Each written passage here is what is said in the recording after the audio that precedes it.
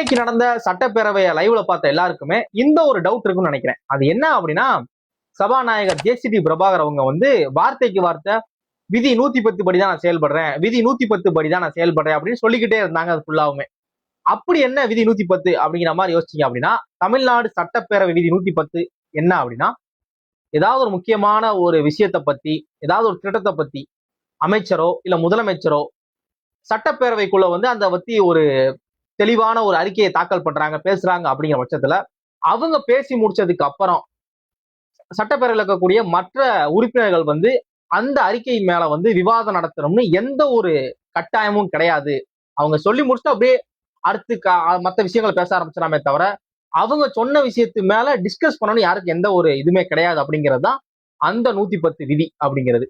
அதனாலதான் அவங்க திரும்ப திரும்ப இதை மென்ஷன் பண்ணிக்கிட்டே இருந்தாங்க. யாருக்கும் தெரியாது அப்படின்னா இதை ஷேர் பண்ணுங்க.